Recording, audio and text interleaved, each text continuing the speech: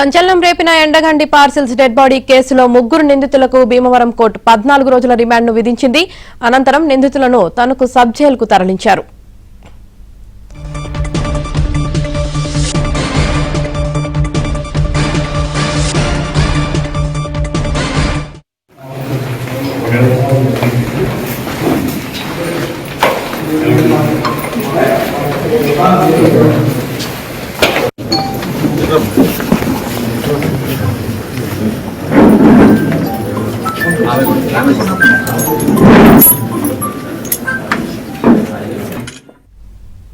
ఆస్తి కోసమే ఈ హత్య చేసినట్లు విచారణలో తేలింది. తన వదిన తులసిని బెదిరించి ఆస్తిని కాజేసేందుకు శ్రీధర్ వర్మ, అతడి రెండో భార్య రేవతి, వర్మ ప్రియురాలు సుష్మా కలిసి పర్లయ్యను హత్య చేశారు.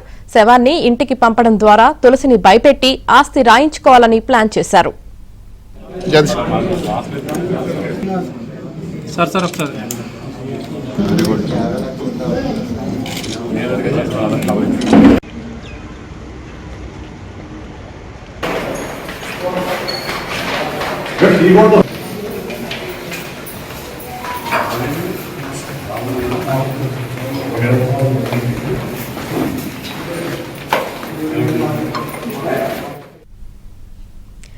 సంచలనం రేపిన ఎండగండి పార్సిల్స్ డెడ్ బాడీ కేసులో ముగ్గురు నిందితులకు భీమవరం కోర్టు 14 రోజుల రిమాండ్ను విధించింది. ఇక దీనికి సంబంధించి పూర్తి సమాచారం మా ప్రతినిధి రాంబాబు అందిస్తారు. రాంబాబు, మనం చూస్తున్నాము, రాష్ట్ర వ్యాప్తంగా సంచలనం సృష్టించిన ఉండి మండలం ఎండగండి పార్సిల్స్ సంబంధించి పోలీసులకు ఇప్పటికీ ముగ్గురు అరెస్ట్ చేశారు.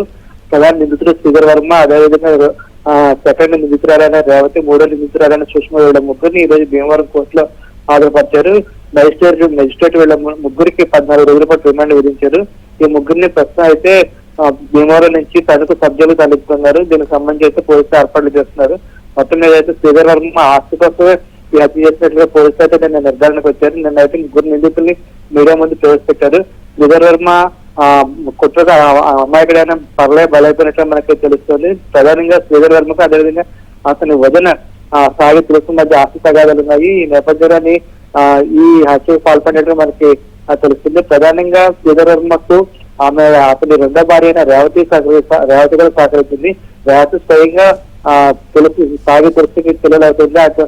వీళ్ళ ఆస్తి తగాదాల నేపథ్యంలోనే ఈ హత్య చేసినట్లు పోలీసులు అయితే నిర్ధారణకు వచ్చారు. వీళ్ళ ముగ్గురిని అయితే చాకచక్యంగా పోలీసులు అయితే అరెస్ట్ చేశారు. దాదాపు వారం 10 రోజుల పాటు వాళ్ళు ఈ కేసుకు సంబంధించి విచారణ చేపట్టారు. ప్రధాన నిధులు ఎవరైనా వాళ్ళనైతే ఎక్కడికెక్కడ కేసు చేస్తూ చివరికి మజిలీపట్నం సమీపంలోని బంతిమూల దగ్గర అయితే పట్టుకున్నారు. అదేవిధంగా సాగి పర్లయ్యకి సంబంధించి హతుడు ఎవరైతే ఉన్నారో సాగి పర్లయ్యకి సంబంధించి బంధువులు అయితే పెద్దగా రియాక్ట్ కాలేదు. ఎందుకంటే అతన్ని గతంలోనే వదిలేశారు బంధువులందరూ. దాంతో సాగి పర్లయ్య